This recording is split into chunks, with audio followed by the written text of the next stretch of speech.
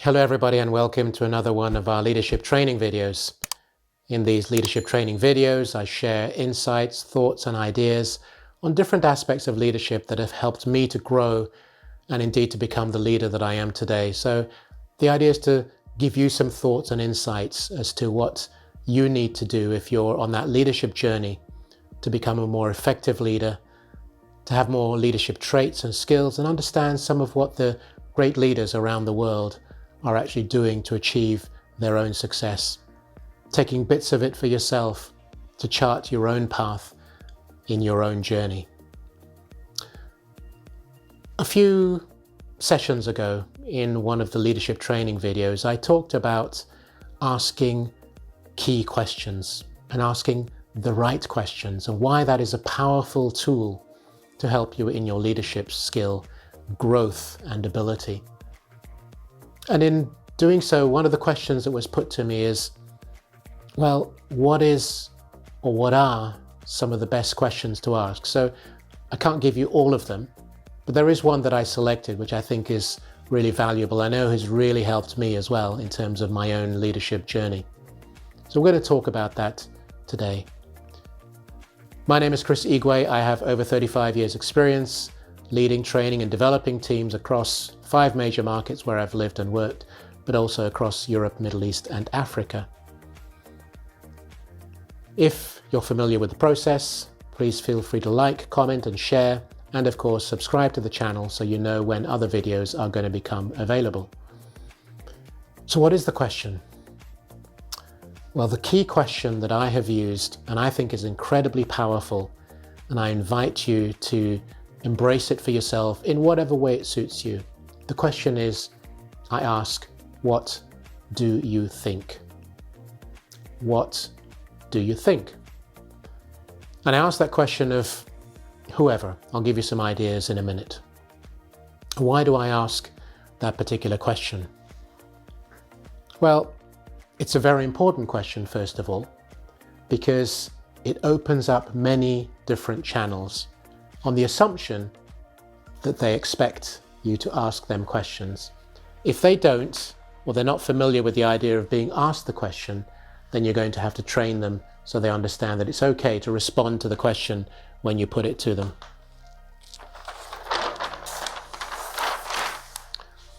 So here are some of the reasons why it's good to ask that question, what do you think? Because it engages ideas. Yes, you're the boss, you're supposed to have many ideas and many thoughts, but we're all open to the fact that we get blindsided on something or we miss something critical and important. What could that be? What is it? So engage the ideas, get some solutions. Not just solutions to a problem, but solutions to whatever it is that you're trying to create and develop. A very important one is it opens up conversation.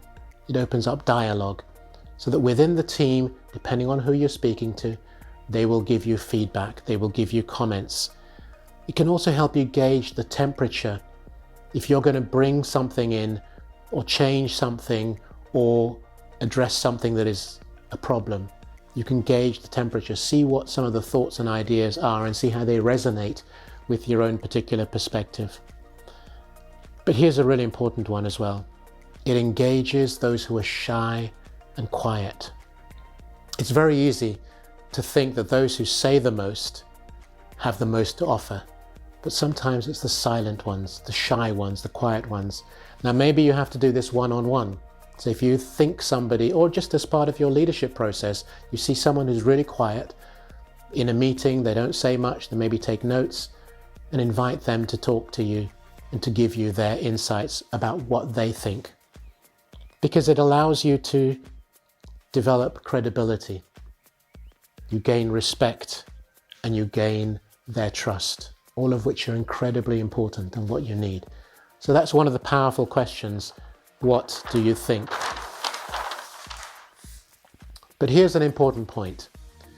As a leader, you don't necessarily need to, and indeed I would discourage you for asking, what do you think in certain specific instances, unless they are part of your leadership group, maybe the leadership team or the senior managers in your organization. So you don't use it, ask them what do you think, where you're dealing with strategic matters, unless later on it is something which they can provide you support with. But strategic matters, that's for you to develop, put together, construct.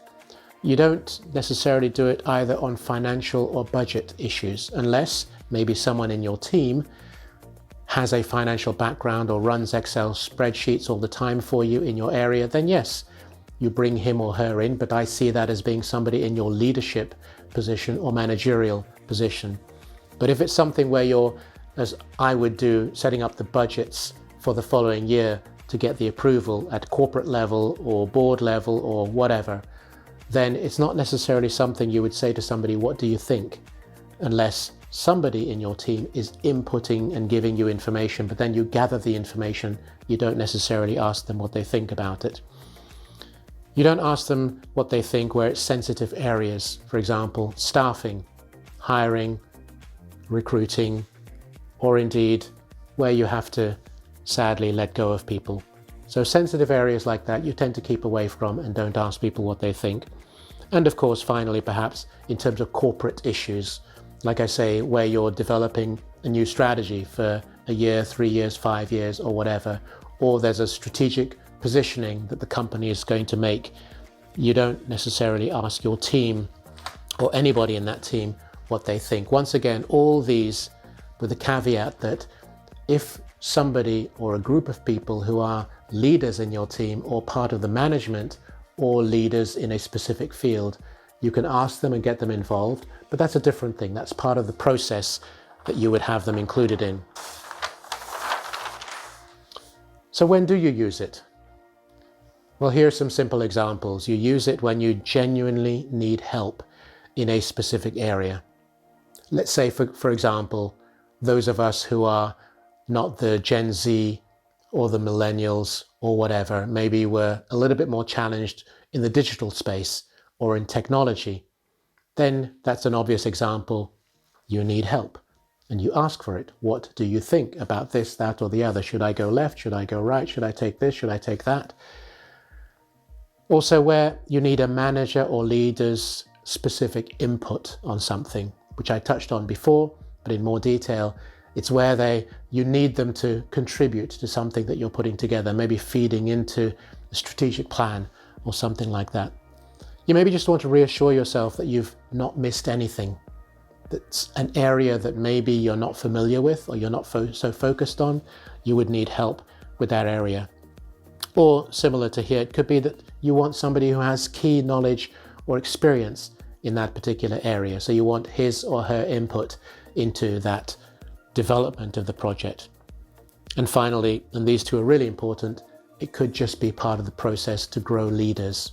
You want your leaders to grow and you need to be able to ask them, okay, this is a scenario, this is what is going on, how would you deal with it? Or what do you think about such and such an issue?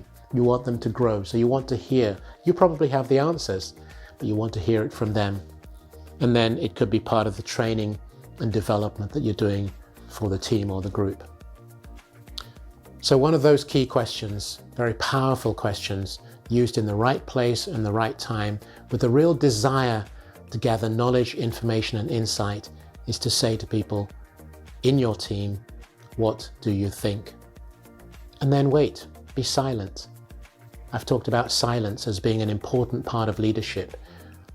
If they don't know what to say straight away, or they're not sure, give them time to say it. But ask them the question, wait for the answer, and develop it in your team going forward so they can participate in the process and feel that they are being heard and their voice does matter. Because when you do that, you get to be appreciated. And I know it because my bosses have often in the past asked me what I think about something. I may disagree with what they're thinking and they take it on board. Sometimes they disagree, but they say, we're going to do it this way anyway, which is fine. That's totally okay. But listen to the voices, because I know from my own experience that I appreciated when somebody above me, my boss, has asked me what I think about a particular situation or a thought or a strategy or an idea where it is within my remit to be able to respond to that. So I hope this has resonated with you. If it has, please feel free to comment, share and like, and of course subscribe to this channel so you know when other videos are becoming available. So until the next time, thank you.